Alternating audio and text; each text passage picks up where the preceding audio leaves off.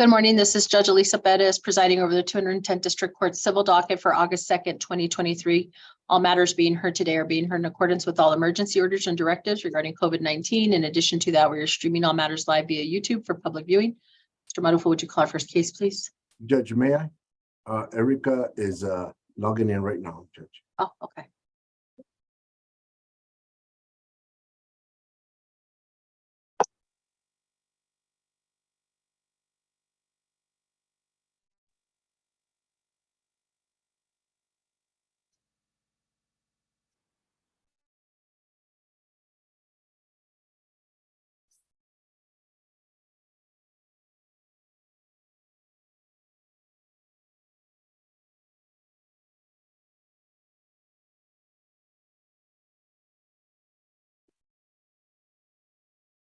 I'm here, Judge. Thank you.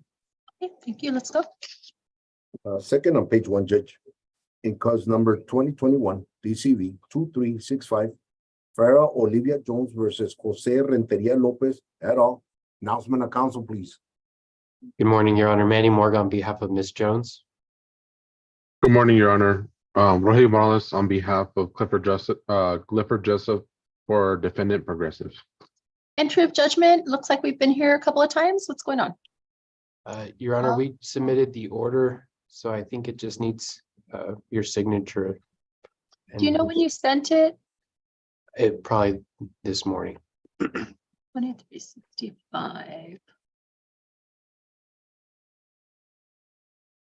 And if not, I can resend it. If you would, please. I don't see it. Myrna, do you have it? Judge, she's having issues with her audio.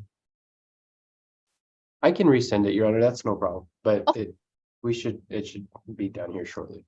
Okay, thank you very much. Thank you, Your Honor. What's next? Y'all are excused. If you don't have anything else, have a good day. Thank you, Your Honor. Top of page 2, Judge. Was top of page 1, was that one already taken care of? 2625? My understanding was that it was filed. I don't know. I haven't talked to confirm with Myrna, Judge. Okay. All right. Go ahead. In cause number 2020 DCV 2345, David Jones versus El Paso Cowboy Construction LLC et al. Announcement of counsel, please. Robert Riojas for the plaintiff, David Jones. Albert Veal for Cowboy Construction. How are we doing on this one? Do we have Mr. Jones? We do not have Mr. Jones, Judge. Okay. I mean, we have him, but I guess I could say I know where he is, but I don't know. I don't. Somebody physically else has him. Somebody else has him, I think. He's right? he's being well fed and those sorts of things. But to give the court an update, Mr. Beal and I talked about trying to get this mediated with the dispute resolution. His client apparently is uninsured. And so we've talked about some numbers, but I think we might need the assistance of a mediator to get us closer to what I've been in contact with Mr. Jones infrequently because of his situation, but that's all that I can report to the judge. I wish I had more positive information, but as you know, we did get it settled with the other defendants, but I'm hopeful that Mr. Beal and I can work something out. What are you asking for, Mr. Rio? Has a referral order? I see we have a mediation deadline for October 3rd. I don't know offhand if there is some type of order related to that or if we just kind of set it. Is that what you're asking for? No, Judge, I think what I'm asking for is just to get some more time to, it's difficult to communicate with Mr. Jones, but I have received some correspondence from him. And he, in fact, sent me a letter identifying someone who would be willing to, or who's able to communicate with him more frequently, a family member or a friend who has the ability to call him or receive calls from him. So I'm not sure what the judge wants to, or what the Honor wants to do as far as our court hearing or trial that's set in October. Honestly, Judge, if Mr. Jones is not going to be available, he's not going to be able to participate. But as I said, Mr. Beal and I have talked about possibly getting this settled even through the telephone mediator, just a matter of whether his client can get us enough money to make Mr. Jones satisfied in some regard. Do we know, okay, I get that. Are you asking me that you need more time than October 3rd? Than that deadline? I think depending on Mr. Beal's schedule and mine and whether we can get it a date with the Dispute Resolution Center, I think we can probably get it mediated by that date. Okay. Judge, we may need some assistance in getting Mr. Jones available on video by Zoom for that mediation. So I think you're reading my mind a little bit, Mr. Beal, because I was going to jump to if he's in custody, the court might be able to assist in maybe having him transported to the courthouse if you all had a date certain or a time certain, or if you want to do it remotely, whatever you find out from the jail they need. I know when we talk about attorney contact visits with their clients with laptops, I've signed those kinds of orders before. I think there's a few options there, but if you all can secure a date and time certain, I'd be happy to help facilitate that. We'll work on that, Judge.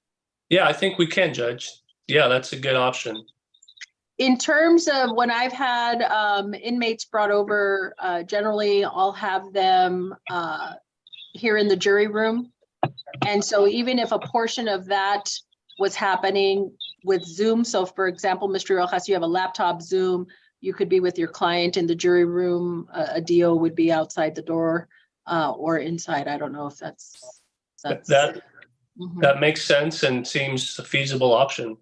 Okay, well, let us know, figure it out. I'm going to leave the dates the same, except for I really don't think I need you all back on the 6th of September. Okay, Judge, do you need us to file? It sounds like you're agreeing, but if necessary, do you need us to file a formal motion? I want you to file a request for whatever it is that you all figure out is going to happen. If it's going to be done remotely and Mr. Riojas, you're going to be going to the jail and setting up with your laptop there, there's a request, put that in your request. Or if you want him brought over to the court, put that in your request. But what we're going to need to know is when it's supposed to happen. So make that arrangement with DRO or whoever you're going to use to do that. Understood. Judge, okay. I think we need to push that September 6th case back at least a few days, a week or so, because I don't thinking of think I don't see it canceling happening. September 6th. I don't need to have you all here September 6th. Sounds like you all know what you're doing, and we have a deadline of October 3rd. Okay, sounds good. Okay. Okay, Judge. Works Right, for so me. thank you, guys. So Myrna, cancel please September 6th on this case, and then I will be awaiting your request for whatever arrangement you all come up with. Okay. Understood, Judge. Thank you. Thanks for your time. Who's next? Bye. Bottom of page 2, Judge. Mhm. In cause number 2022, DCV 0151, Pablo del Rio et al. Versus Lorraine Herrera. Announcement of council, please. Chris Bertini for the plaintiffs, Your Honor. Joe Garcia on behalf of Ms. Herrera, Your Honor. Hey, everybody's here. That's good. That's a good thing. Final civil pretrial. I know you all have already gone to mediation and we're set for trial, ready to go. Yes, ma'am. Yes, ma'am. So here's the court's issue. And Mr. Marufo, this is going to take some of your input here as well. So I had hoped, and Mr. Garcia, I think Mr. Bertini was here at the last hearing, and so I was understanding that this was a trial case. But I had mentioned that there may be some unavailability, I guess, from the court, because that's the annual judicial conference that week. And we have you all scheduled for jury selection on Friday, and normally then evidence starts on Monday. And what I have always had very good experience in is getting a visiting judge to cover. And here it was only for the one day of jury selection. Because of the annual judicial conference, they don't have anybody. They do not have anyone. Now, that said, That said, I think I had told you all we would start evidence on Monday, so I have a few options. Of course, me coming back early from the conference is one option, but I want to see if I can avoid that because then I don't get all those wonderful hours that we get once a year. You all are both out of town, correct? That's correct. So I have one thing. I can push you back to the following week, but I know you all have very busy schedules. I can put you on the 15th. We have our panels. We do a Friday jury selection. We start evidence on Monday. I don't know how that, if that is workable. That's option one. Option two is, Mr. Marufo, I see Monday panels. So that would be September 11th. We could, and I was thinking if you all are out of town, it might actually work better because you wouldn't have to get here on Friday. If we're able to steal some jury panels from these courts that have requested panels and do not go, then we could just do jury selection on Monday and roll right into evidence with your agreement, either if we finish on Monday, start right then, or start on Tuesday and we're really only a day off, and then maybe you don't have to come to El Paso for the weekend. But I need to find out if I can do that and if your schedules will allow for that. One thing I have not asked, how long do you expect this trial to go? 2 days, Your Honor. Mhm. And it's a car wreck, 3 witnesses. No language. I don't remember if Mr. Garcia's client has language issues or not. So it may not be a translation issue. I don't think so, Judge. No. Yeah. So of those two, do you all have a preference? Your Honor, I'm looking at my trial schedule. 9/11 would work. The problem is I have some preferential settings on some very old cases for the following week. Let me just look at one thing. You mean the week of September 18th? Yes, ma'am. I apologize. Yeah, I've got a really old case.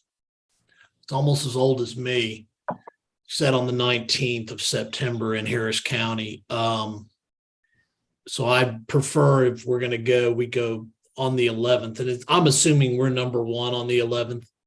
Let me make sure. When I looked at this last week, when I kept getting some not good responses on the visiting judges. Let me see.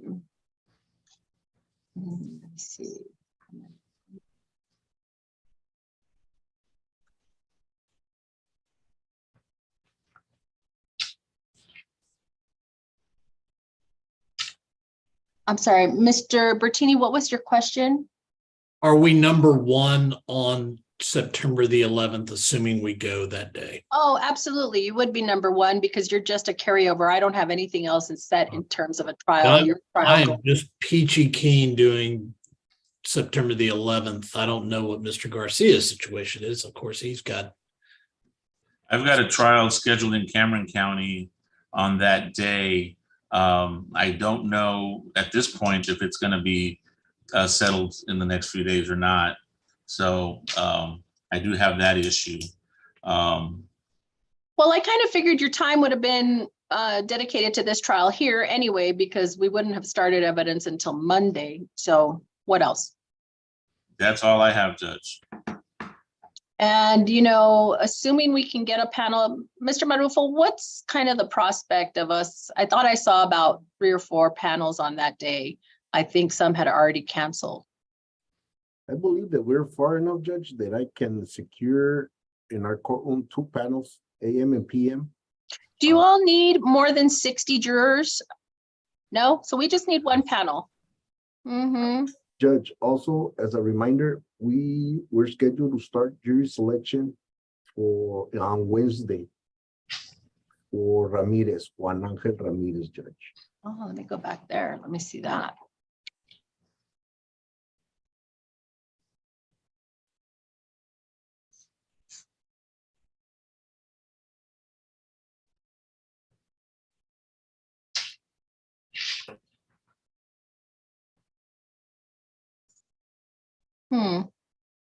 So we have it 13, 14, and 15. What do we have on those in terms of where we are on jury selection? On the 13th, Judge, we're in Commissioner's Court. On the 14 and 15, we're here in the court with 2 panels each day. Okay. Yeah. Okay, I'm still kind of okay with that. It means we're gonna be a mess, but you all, I think, I feel like this shouldn't really take more than the 2 days. And if we Correct, did, it shouldn't take more than 2 days. and if we did, I still have them 4 panels on the 14th and the 15th. It's also not specially set, and he's not in custody. So you want to shoot for the 11th? And that way we're not messing up people's schedules too much. And I feel like we will be able to get a panel for that morning. That'll be fine, Judge. All right. All right. Okay. Your Honor, can I represent to other courts that I have been assigned on the 11th? Absolutely. In fact, I mean, you're assigned since the 8th. And, No, I appreciate that's that. how I it- just, Mhm. some of these coordinators will challenge me, and I said, well, call the judge in El Paso and she'll tell her that I have to be there. So By all means. yeah, thank you By very all much. means. So what I would like to do, having discussed that with you, is then if there's anything, obviously, we'll start at 8 a.m. For anything you all might need to review pretrial, have our jury. I want to say they're requested at 9. And so we'll be here in the courtroom. That's just kind of how it'll go. And I'm happy to work as late as you all can, and all those things. So we can take care of it fairly efficiently. I believe we have a pretrial. We have another hearing similar to this, I think the week or 2 before, Oh, we should have our docket call. something like that. I'm sorry, Your Honor, I don't have my, Let me go back. I know we have something scheduled. I think it's the 3rd. You might be in your conference. The 3rd, I will not. Where are you? Where's your case? Do you not have a docket call? Let me see. We do, Your Honor. I just got to find it. Yeah, I'm the same. Let me go back to today.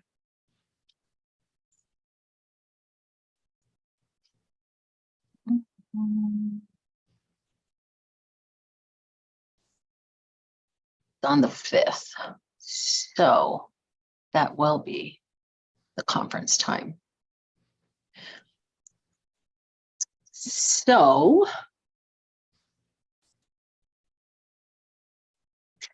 I'm going to have again 2 options. We can handle the docket call at 8 a.m. on 9/11. That's fine. That's good. Okay. Yes, Yeah, Docket call. I mean, if we have any pretrial issues, Mr. Garcia is a smart lawyer. He and I can work out things like motion limines and exhibits beforehand. Beautiful. And, Definitely. so, Okay. Mr. So then Garcia, we'll- are you down in the valley, or where are you? Yes. Yes, I'm down in Edinburgh. Yeah, I know where that is. Yeah. So we're looking at 9/11. That is pending confirmation. I want to make sure I get confirmed that we don't get any pushback on this panel. I don't anticipate we will, but we will let you know that. Okay? And are we off the 5th? You're off on the 5th because I will be in Houston. And we'll hear from y'all as far as a jury panel, but for now we can then represent that we are set for the 11th. Correct. Okay. Fantastic. Okay. Thank you, All Judge. righty. Thank See you, you on the gentlemen. 11th. See Have a y'all. good weekend. Take care. Bye-bye. Who's next? Judge, bottom of page 3, Mhm. in cause number 2022 DCV. Hold on. If we're going to go on to 2486, I want to make sure everyone else is taken care of first. Okay, Judge, on page 2, middle of page 2, with Mr. Few. Mhm. I don't show nobody from Mr. Leafman David's office. That one has been outstanding. Let's go ahead and call it. Yes, Judge. In cause number 2022 DCV 0195, Juan Garcia Jr. versus EP Integrate Fire Systems and Concepts LLC et al. Announcement of council, please. Good morning, Your Honor. This is James Fuel on behalf of the plaintiff. And this is the case, Mr. Field, where Mr. Leftman has been kind of pending forever, it seems like. Yeah, I don't know how to get him to appear, but we actually settled the case, and his Okay. clients are making monthly payments that are scheduled to be made out until October of 2024. Okay, We agreed to an agreed judgment, but it's never been returned to me from David Leffman. So I don't know if you just want to keep it until October 2024. No, I would rather have some type of hearing on whatever the agreement is with that proposed agreed judgment. And if he signs off on it beforehand and that takes care of that, or if he decides to appear when we actually have the hearing on it, in any event, whatever relief you're asking for in anticipation of that being entered, and maybe that's something you can hold on to until 2024 and move on. Okay. But my suggestion is to do that. And so please file whatever you are going to have filed to present that to the court, and I will review it. And if he has signed off on it ahead of time, it's done. If not, we will curb it then. Very good, Your Honor. I will do so. We do 30 days. Sure. Please file whatever pleading you are going to file with that and bring it to our attention so we can get the hearing set. Okay. Absolutely, Your Honor. Thank you very Thank you much. very much. All right, bye-bye. All right, there's Mr. Enriquez, Mr. Vasquez, and Mr. Lopez. Let's go. Yes, Judge. In cause number 2019 DCV 4385, Dora Peña Marquez et al. Versus Ryan Rashad Howard et al. Announcement of council, please. And let me stop real quick. I misspoke. It's Judge Enriquez. No, that's fine, Your Honor. The only judge here is Honorable. Good morning. Good morning. I'm here on behalf of the plaintiffs, Your Honor. Mhm. It's I think it's a final pretrial. I've got a couple of motions that were filed this week on this particular case. I've had issues getting the defendant deposed, Mr. Rashad Howard. I'm asking some help from the court to get his deposition set. There's some insurance information that came up during the deposition of the corporate rep for Optimal Logistics, and I'm sure if Enriquez in the hearing, he will tell the court that his client in fact said that he rented the vehicle involved in the accident that Mr. Howard was driving, that he got insurance on the vehicle, which is a big deal for purposes of trying to get any kind of damages paid to the plaintiffs. At this point, they've been I guess they're representing, Mr. Lopez is representing the Optimal Logistics on an hourly and not through any kind of insurance policy. So it looks like we may have insurance. I filed a motion to compel that information as well through production. I know Enrique, I'm sure he is trying to get it from his client, and that's where we're at. I know we've got an October trial date. As far as the plaintiffs are concerned, we're ready to try it. But Judge, let me ask, and so I'm clear on the record here, Mr. Lopez is here as well as Mr. Vasquez. Mr. Vasquez, are you there?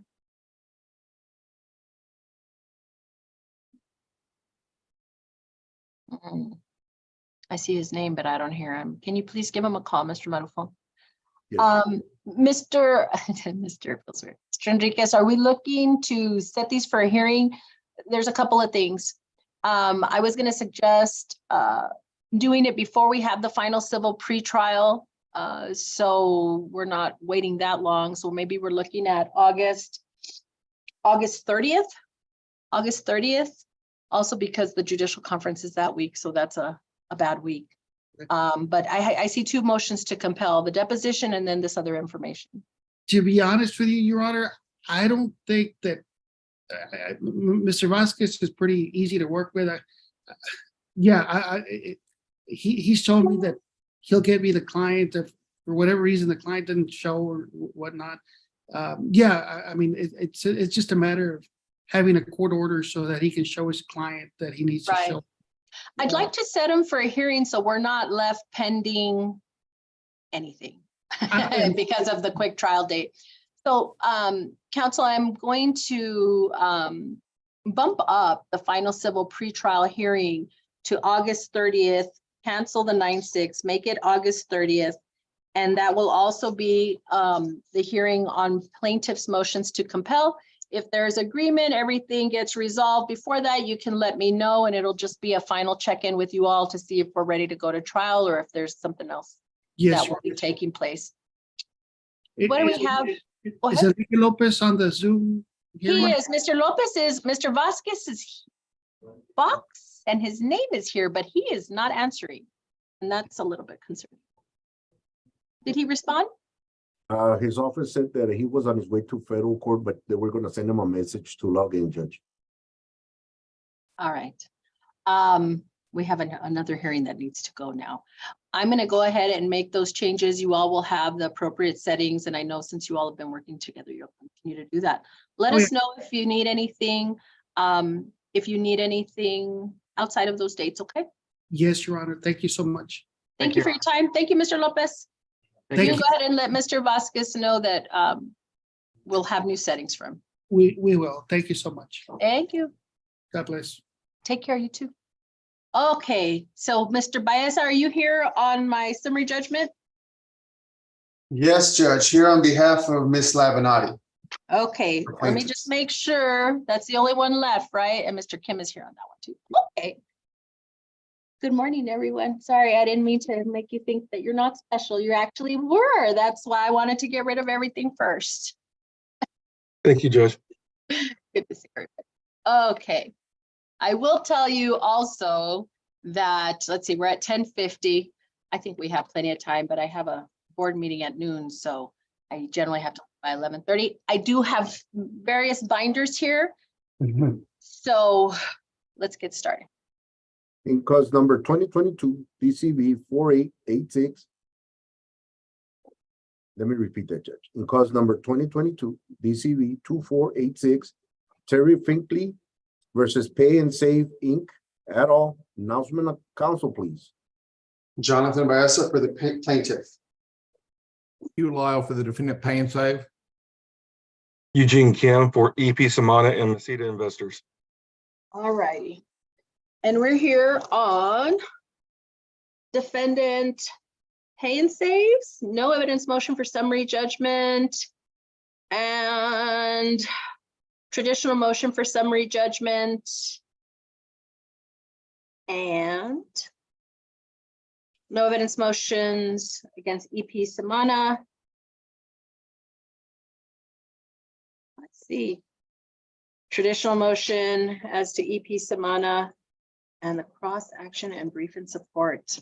Mr. Lyle, I think this is your show for now. How about you get started and let me start taking some notes. Okay, thanks, Judge. I think the court had actually also set this date for a status conference. And so, what I'm, with the court's permission, what I'll do is I'd like to start off and kind of give you a bird's eye view of the case. Sure. This is, despite the fact that we've got 4 motions before the court this morning, it's really a pretty simple case. This is a trip and fall case that happened back in 2020. It happened at one of the Pay and Saves grocery stores located out on Dyer. I think there's 4 stores on Dyer, but this was the 9813 Dyer Street. And despite the fact that it is, we've got all these motions, it's a pretty simple factual case. From a status standpoint, I'll just let the court know that we have taken the deposition of the plaintiff. The plaintiffs have taken the deposition of a representative from EP Samana, and also have taken a couple of depositions of the Pay and Save people, the corporate representative and store manager. And so I really don't think that there's any nuts and bolts, a lot of discovery that may be outstanding. I think we pretty much got everything in place. Now, the store, the mechanics of this case is that, and again, I'm going to, if anybody has an objection to this, they can speak up, but quite frankly, there's really not many questions about really what happened. The plaintiff was in the store with her elderly mother. They finished their shopping. They got a cart. They came out of the door and they were pushing their cart out to their vehicle, departing the scene, when an incident occurred in which the cart, the grocery cart that they were pushing, got its wheel caught in a crack, hole, ditch, whatever, between the sidewalk and the pavement of the parking lot. And in doing so, the plaintiff fell to the ground. The cart flipped over, and she suffered some injuries to her knee. Now, also, without, I think, any question, this is a situation where there is a shopping center there at this location, and the shopping center is owned, and the summary judgment evidence, the attachments to the motion show that the deed to this real estate went into EP Samana, and they own the real estate and then have these structures on it. EP Cinema then entered into a contract to lease the property to our predecessor in interest, which was back, if you can remember, back in those days, Judge, it was Big 8. It was a Big 8 store, and the Powells owned it. And as part of that, the purchase of those grocery stores from the Powells way back in the 90s, Pay and Save ended up assuming the lease that had been executed by the Powells, and that lease is actually incorporated and attached as the exhibit as well, and the supplements and amendments. The bottom line in this case, and the real reason why there's a rub, is that the Pay and Save leases the building from EP Samana, and they have never owned and did not lease outside of the building, the common areas, so to speak, the parking lot, the sidewalks and that sort of thing. And so, given the fact that, had we wouldn't, Mr. Kim wouldn't be here, and EP Samana would not be in this lawsuit if this action had occurred inside the grocery store. The reason why EP Samana has been sued is because, well, we designated them as a responsible third party, and then the plaintiffs ended up bringing them in. I think, if I'm not mistaken, I think we brought them in as a responsible third party. The plaintiffs ended up bringing them in as a party defendant, and then EP Samana brought a cross action against us. So that's kind of the lay of the land as to what all's going on in the case.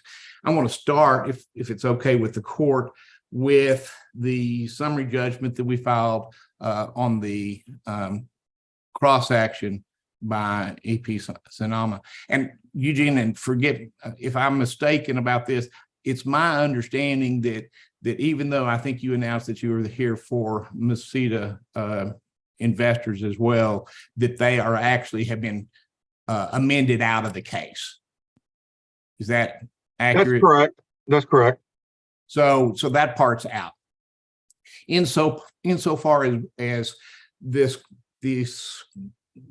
traditional and no evidence MSJs on the cross action are concerned, it all really has to do with the construction of law. It's just a question of law. There's really not any factual disputes that I'm aware of. And again, heaven forbid I should make a mistake, but I don't believe there's any factual dispute. And it all has to do with the lease provisions. The claim, the cross action against Pay and Save was for indemnity under the lease.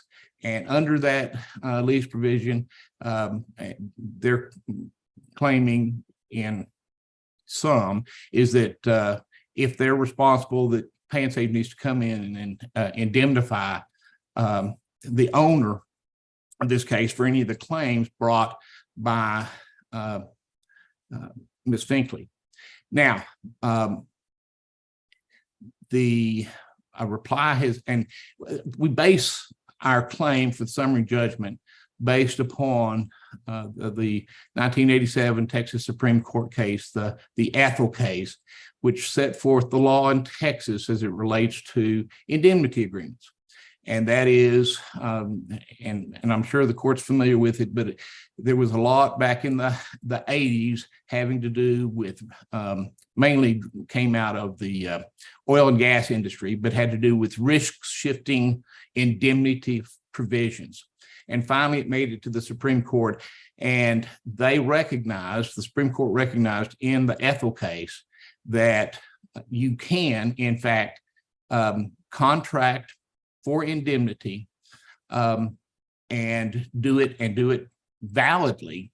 However, in order for it to be enforceable, it has to be, you have to comply with what has now been termed the fair notice rule. And the fair notice rule has two parts to it. One is there is a requirement that these risk shifting clauses or phrases have to be conspicuous. They can't be hidden in fine print on the back or anything like that. It's got to be conspicuous. That's just one of the two components of the fair notice requirement. The second component is that if some party wants to be indemnified to include their own negligence, then that's where the Ethel Court came down and says that it has to say within the four corners of that document that the indemnity provision will extend to any negligent acts by the party seeking indemnification. Okay. And that's the express negligence doctrine. So in this particular case, I think we pled that and made motion that it wasn't conspicuous, but the truth of the matter is that it really doesn't make any difference if it's conspicuous or not. It's conspicuous in that it does not comply with the express negligence doctrine. It does not. There's no provision within the indemnity agreement in the lease that allows the enforceability of the claim for indemnity for EP Cinema's own negligence. And that's where we're at on this, as far as we just think it's a matter of law. It just doesn't meet the standard for the express negligence doctrine. The response that was filed cites the Dresser case, it's Dresser Industries versus Page Petroleum. And it's there, but it specifically says exactly what I just represented to the court, and that is that you've got to have not only conspicuousness, but you've got to comply with the express negligence doctrine. And that being said, it says what it says. It just doesn't. It's not enforceable for indemnity or shifting the risk in this case. That'll take care. And I don't know how the court wants me to do it, but I want you to stop right there. And now I'm going to ask to hear from Mr. Kim. Sure. Yes, Your Honor. The one thing that Mr. Lau left out in the same Dresser case that addressed the fair notice requirements for indemnity and defense is that there is an exception to the fair notice requirement. And the Texas Supreme Court held in Dresser, which came out in 1993, and that the fair notice requirements are not applicable when the indemnity establishes the indemnitor possessed actual notice or knowledge of the indemnity agreement. And this holding has been followed by the courts of appeals in Texarkana, Corpus Christi, and Austin, based on my research. There may be other courts, but those are the three court of appeals that I've found, Your Honor. And so the burden of proof of establishing actual notice or knowledge is obviously on us because we're seeking indemnity and offense from Pay and Save. We sent out requests for omissions to Pay and Save, and their request for omissions number 9, 10, and 11 clearly established that they had notice and knowledge of this provision. I don't know if you want me to share my screen with you to illustrate this. Sure. Okay. So in Pay and Save responses to our request for omissions number 9, we asked them to admit that they reviewed the lease agreement before they assumed the lease agreement in October 16th of 2006, which they responded admit. Number 10, we asked Pay and Save that they were aware of the indemnification provision in paragraph 23 of the lease agreement on October 6, 2006. They admitted, and we also asked them to admit that they reviewed this same provision prior to October 16th of 2006, which they admitted as well. So clearly they had notice and knowledge of the indemnity and defense agreement as outlined. And the indemnity provision that we're talking about is in paragraph 23, which states that the tenant shall indemnify and defend the landlord from and against any and all claims, liabilities, liens, demands, etc. Of any and every kind in nature arising or growing out of or in any way connected with the use, occupancy, management, or control of the leased premises. And the basis for our cross action for indemnity defense is that we believe this incident arose out of the use and occupancy of Pay and Save's operation, which is a grocery store. And the lease agreement clearly states in paragraph number 8 of the lease agreement that it's a grocery store, right? And the landlord will not lease any other space to any other tenant that competes with that grocery store. And to further that illustration,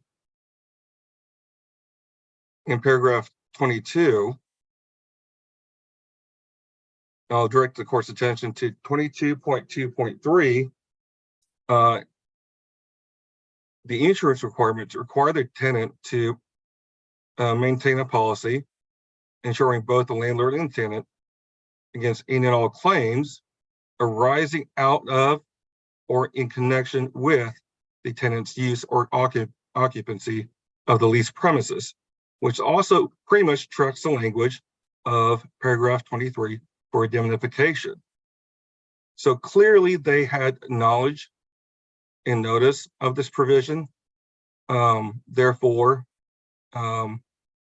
this fair notice requirement is not applicable, Your Honor.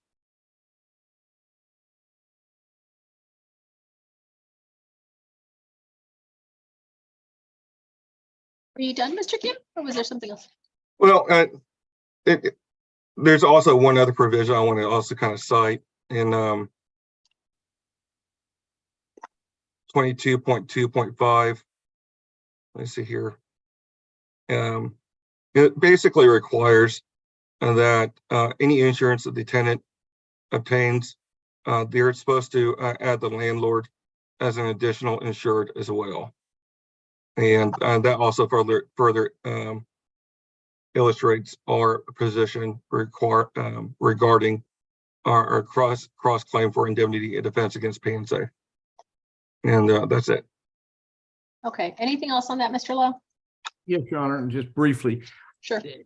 And I don't profess necessarily to be the absolute sharpest tool in the shed, but I have read and read and read the Dresser versus Page Petroleum case.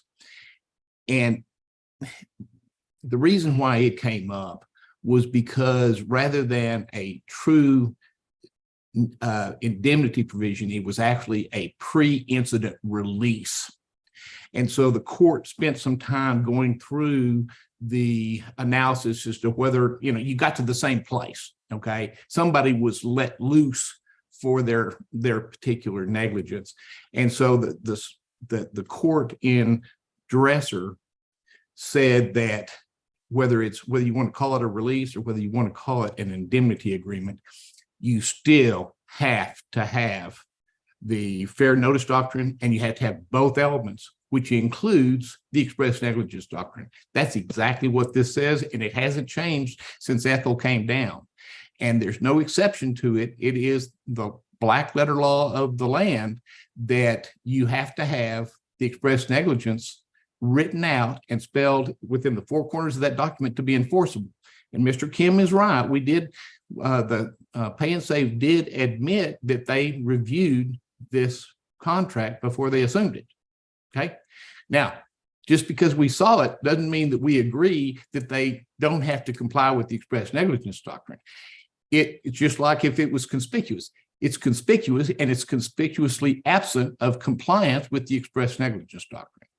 So as you know, maybe that's what they intended back then. I don't know. It's not ambiguous. It's a question of law for the court, and we believe that it's squarely within the express negligence doctrine requirement. I think I've got it on that one. If that's all you have, Mr. Lyle, on that one, let's go to the next motion. Okay. The next motion, I'm going to switch over, and we've got a no evidence and a traditional with regard to the claims of the plaintiff. First thing, let's go ahead and do a little housekeeping. When the plaintiffs filed this lawsuit, and under the current, I think it's maybe third amended petition, third or fourth, the live pleading of the plaintiffs in this case allege and a set of facts which are consistent with a premises liability claim. And that is that there was a condition that existed out there, i.e. this crack between the sidewalk and the parking lot that posed an unreasonable risk of harm. That's what they claim. Then they go to the next paragraph and they allege, oh, by the way, you're still liable to us under common law theories of negligence, of negligent hiring, retention, supervision, that sort of thing, active negligence. And so we made a motion, as the court is well aware, the case law is clear in Texas that you can have one or the other, but you can't have both. And given the fact that we now have just gone through the discovery in this case, it's all under oath, exactly what happened in the pleadings and stuff, that this is a premises case. That being said, we specially accepted to those portions of the plaintiff's live pleadings with regard to the active negligence claims. Those were included in our no evidence and traditional motions for summary judgment. And in response to that, no response was provided by plaintiffs on the active negligence cases. Okay. So insofar as those claims are concerned, we believe the summary judgment is appropriate. Then we get into the next part, and that is, as the court is painfully aware, the state of the law in Texas is that you have to jump through, a plaintiff has to jump through a number of hoops in order to prevail on a premises liability claim. And if any one of those elements of a premises liability claim are negated, then summary judgment is appropriate. And in this particular case, the key that we are turning on has to do with the control, and that is the summary judgment evidence is clear that Pay and Save never owned the real estate out there, and that Pay and Save only leased the inside of that structure, and that the common areas were retained, the control and right to maintain, and the duty to maintain and make those areas reasonably safe for people walking up and down the sidewalks and parking lots, falls upon the landlord. Now, and that's the crux is that we're not an owner occupier of those premises.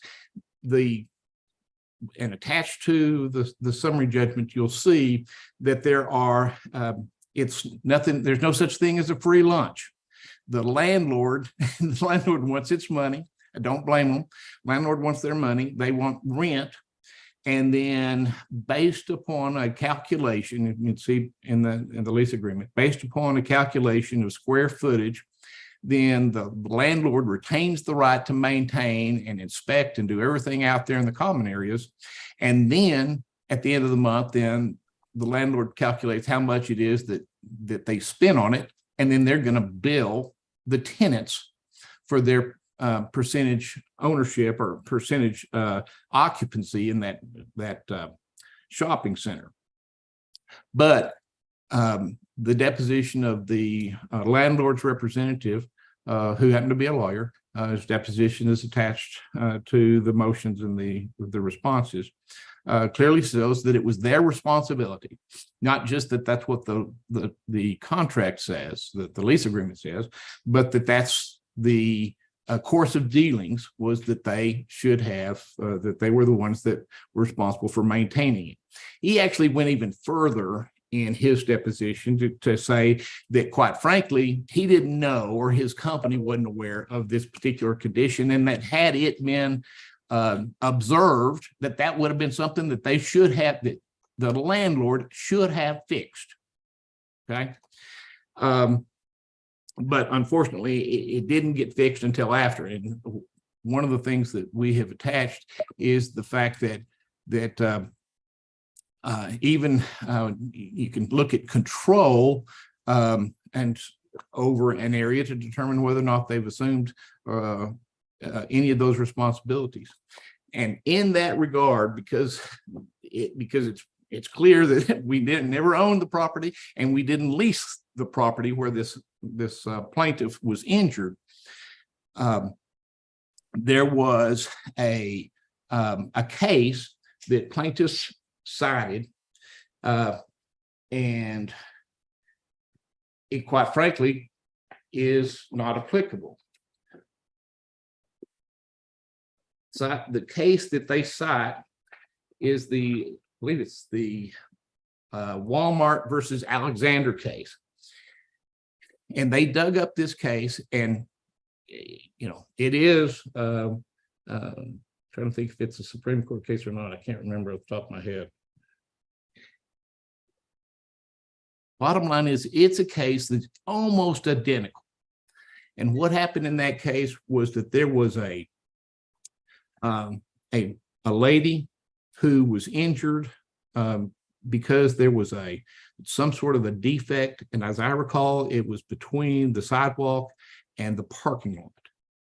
And the Walmart, it was a Sam's, but it's owned, Sam's is a subsidiary of Walmart. Sam's leased the property just like Pay and Save did, and they leased the building and not the parking lot. And there was a landlord there who was responsible for that. And so there was a question very similar to what we had here. Now, the big difference between the case what we have here and the case that has now been cited by the plaintiffs as being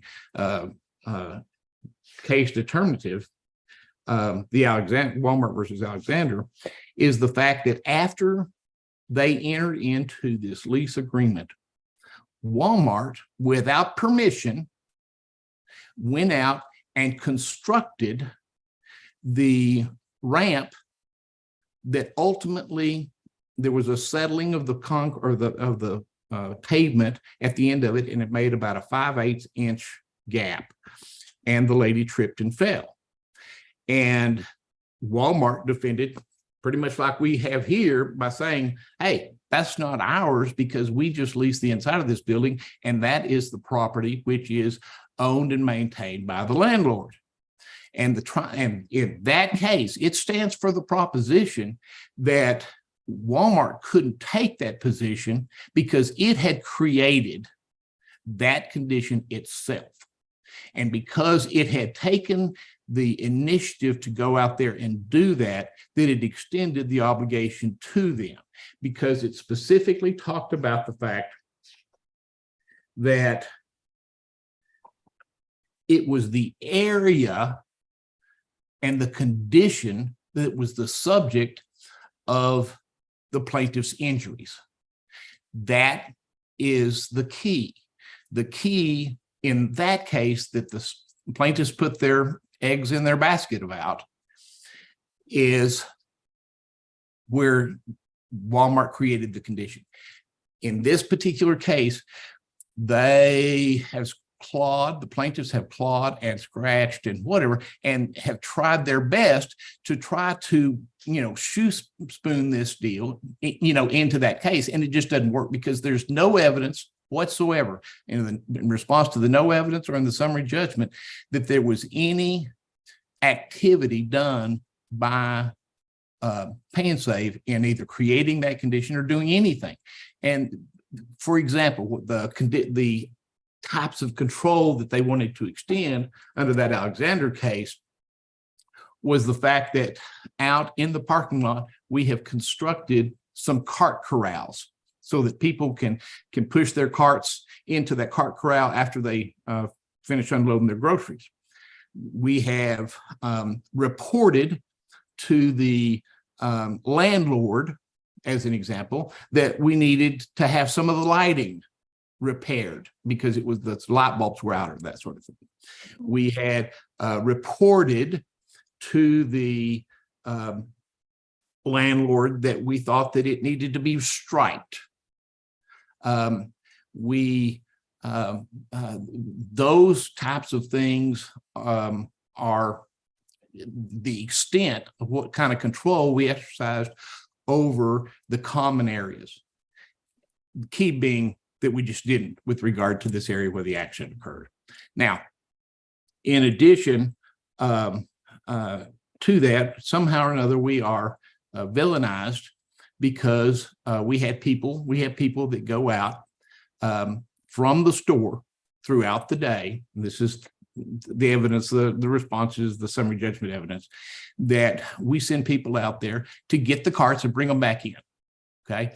We expect our people to act reasonably. That's the testimony. We expect for them to act reasonably, that if they see something as they're getting the carts, we expect our people to report anything if they see something dangerous, and it's therefore reported so it goes up to the landlord for them to do something about it.